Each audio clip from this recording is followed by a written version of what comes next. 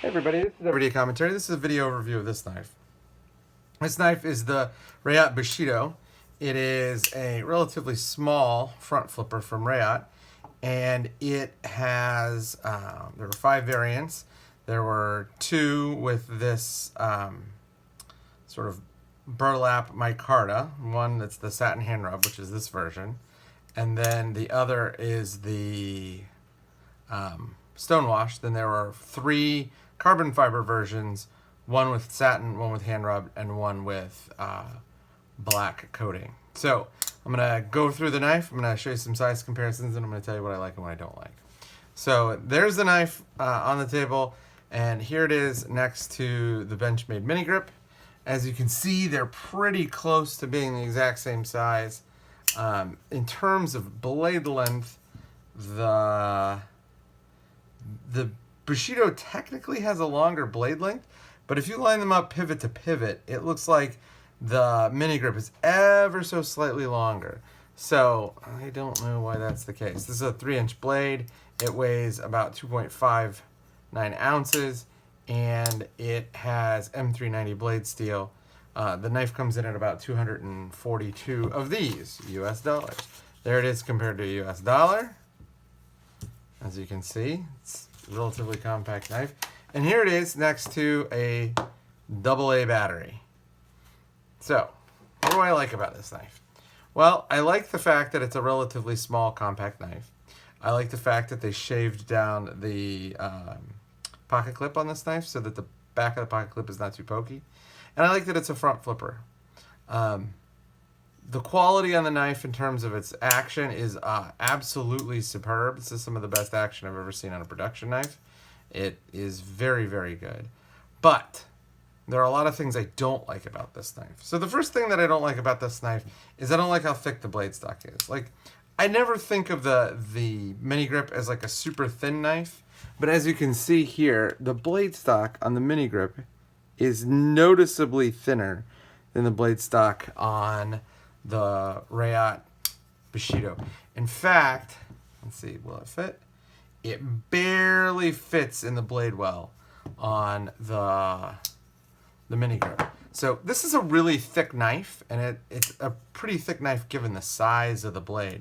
This is not a very tall blade. It's not a very long blade. It is just a very thick blade.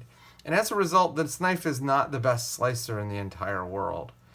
That wouldn't be a fatal flaw, except for one other thing about the blade.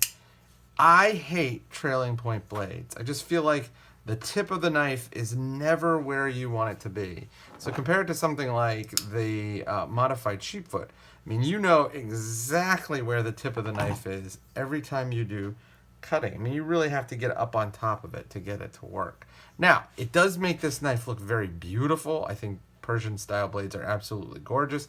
This is a very beautiful version, especially with this grind line here, but it's just not a terribly functional knife. This grind line brings me to another point. This knife is a full flat grind, but because this grind line is relatively low, I'd say it's probably, 1/5 of the way from the spine of the knife down, it makes this thick blade feel even thicker because it's not a true full height or full flat grind. That would make the knife a little better. I also don't think that I love the blade access here. I wish the lock bar access was a little better. It works, but it's not what I would call ideal. The final thing that I really dislike about this knife is this is a really ugly front flipper. It just does not look sleek. One of the benefits of a front flipper compared to a regular flipper is that it really does tuck into the silhouette of the knife. It doesn't alter the way the knife looks, and it doesn't have that like pocket pecker thing that Nick talks about.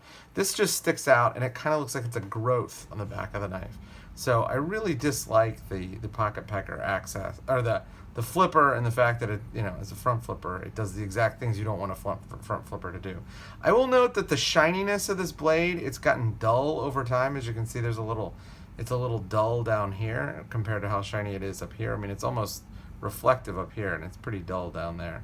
And it's just, the knife has gotten worn as I've carried it, and overall, it's losing a little bit of its luster, literally, because of that. You know, this is not a bad knife. It's just not a good knife either. This is like the third or the fourth Reate in-house knife that I've had where it's been the same conclusion, where it's like, it's not a good knife, it's not a bad knife. And you know what? I think I'm probably done with Reate for a while. It's going to take something pretty remarkable. Maybe one day when they decide to make a good knife as opposed to a good fidget toy or a good Instagram picture taker, then I'll come back. But you know, this is probably my last Reate for a while. So that's the Reate Bushido. Look for a video or look for a written review coming soon.